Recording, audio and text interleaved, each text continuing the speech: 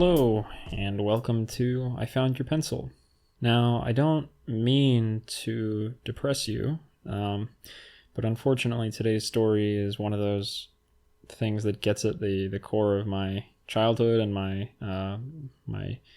young adulthood, and it was kind of a gutting experience for me. And this is one of those things that I'm kind of preparing to publicly humiliate myself and bleed all over you, in a sense. So this isn't the happiest story today, but it's still nonetheless one of those stories that I want to share. So this one today starts when I was born.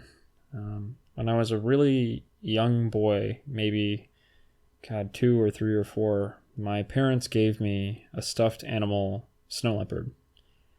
And I don't know why, but I named this particular stuffed animal, I named it Tiger. And this doll, the snow leopard Tiger, was my absolute most treasured possession in the world. I couldn't sleep without it. I couldn't go anywhere without it. I took Tiger with me everywhere. And in fact, this continued really late into my teen years. Embarrassing as it is to say, I actually continued sleeping with this animal until I was 18 or 19 years old. And I remember one day, I was staying in an apartment and some buddies came over to my apartment, and I remember one of them picked up Tiger off my bed and really ridiculed me about it, really ribbed me about it. I remember at the time I was humiliated. I was completely and utterly devastated by the symbol of what this stuffed animal must have meant to the world around me. And I was so embarrassed, I was so destroyed by this thing that I actually, in a hasty impulsive mood, I took Tiger and I burned it.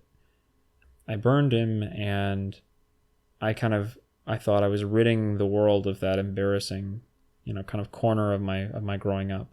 Keep in mind, this thing had been with me my entire life, right? This thing had been with me to school. This thing had been with me through some of the most harrowing moments of my parents' divorce. This thing had kept me comfort. I couldn't sleep without this thing at night. And in this rush to destroy my shame, I made a decision to burn it. And I've got to be honest with you, I've never recovered from that mistake. I really, really regret it. And I know, consciously, right, I appreciate that Tiger isn't a real creature and it's just a stuffed animal.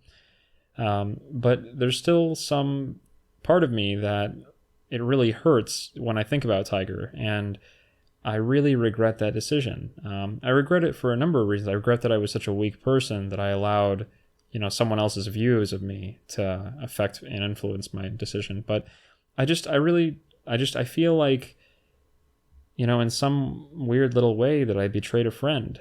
And man, I'd give anything in the world to go back and change that one. But I can't.